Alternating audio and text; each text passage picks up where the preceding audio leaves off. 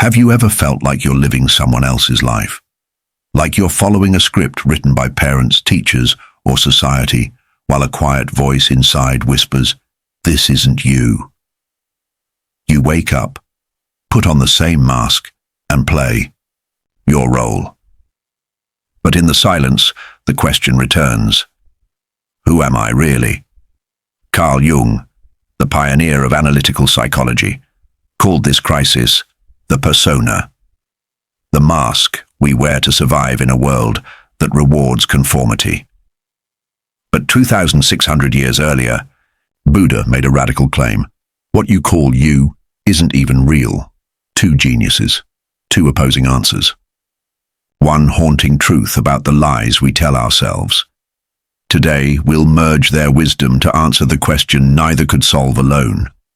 How do you find your true self when the self might not exist? This isn't philosophy. It's a survival guide for anyone tired of wearing masks. Since childhood, you've been taught to hide, to silence your laughter if it's too loud, swallow your anger if it's too much, shrink your dreams if they're unrealistic. Jung called this the persona, the socially acceptable version of you. But Buddha saw deeper. You cling to this mask like a raft in a storm, terrified to see what's underneath. Think of the last time you said, "I'm fine," when you weren't, or laughed at a joke that hurt you. That's the persona in action, a survival mechanism gone rogue. Jung warned, the more you identify with this mask, the more you forget who you truly are. But why? Buddha's answer cuts deeper. You fear the mask is all there is. We cling to our roles, the good employee, the perfect parent, because without them, we feel naked. Ironic, isn't it? We trade authenticity for approval, then wonder why approval feels empty. The tragedy is, the persona isn't evil, it's necessary. Without it, society crumbles.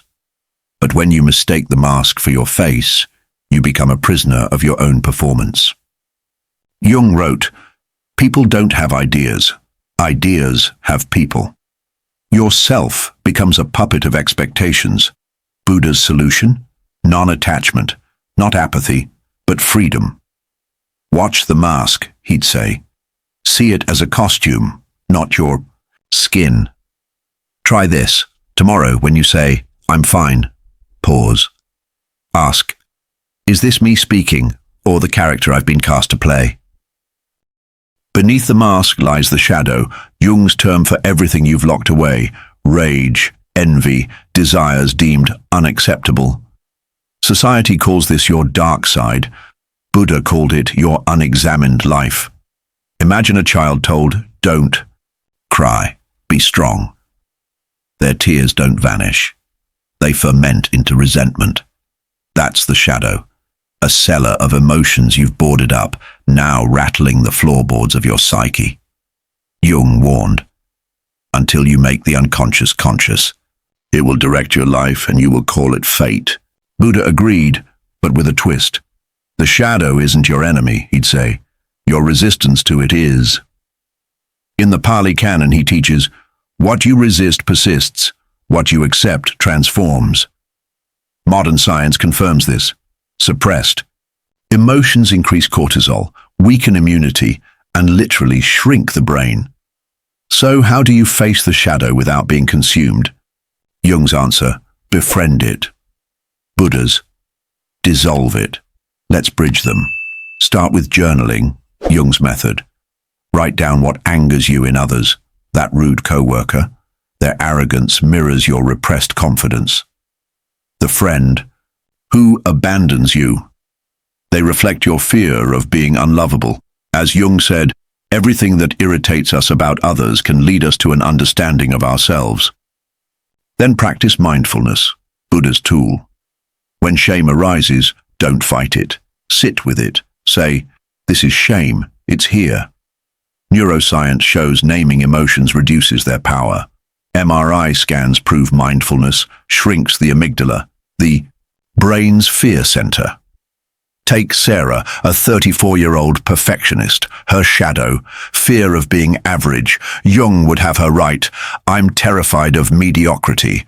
Buddha would add, "Now watch that fear like clouds passing. You are the sky, not the storm." This isn't self-help, it's brain surgery without a scalpel. Here's where Jung and Buddha collide. Jung's goal was individuation, becoming your fullest self. Buddha's was anatta, realizing there's no self to become. Who's right? Jung's individuation. Imagine a sculptor freeing a statue from marble.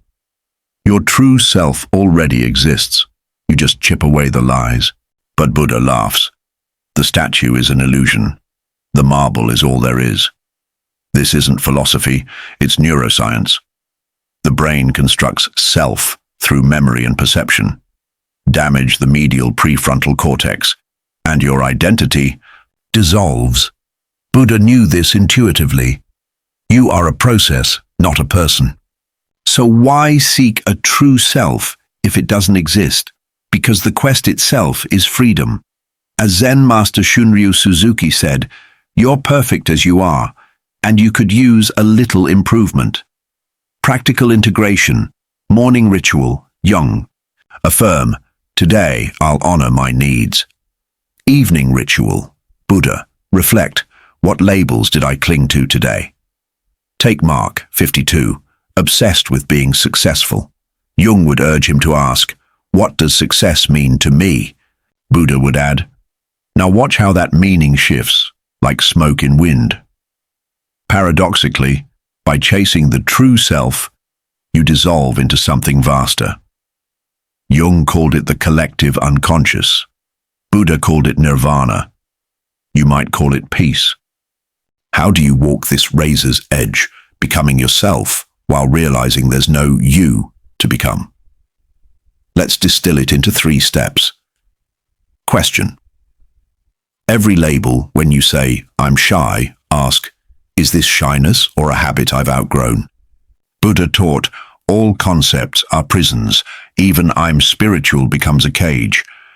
Rewrite your story. Jungian therapy uses active imagination, dialogue with your shadow. Try this. Write a letter from your repressed anger. Let it speak. Then burn the letter, a Buddhist act of release. Embrace paradox. You are both the wave and the ocean, unique yet inseparable from all things. As Thai monk Ajahn Chah said, "Do you see this glass? It's already broken. Cherish it, but cling not." Warning. This path is lonely. Friends may say, "You've changed." They're right. But as Jung wrote, the privilege of a lifetime is to become who you truly are. Even if who you are is a mirage. Jung died asking, "Who am I?" Buddha died smiling, knowing the question was the answer. Where does that leave you? In the perfect paradox, you must seek your true self to realize there's nothing to find. This isn't a failure, it's liberation.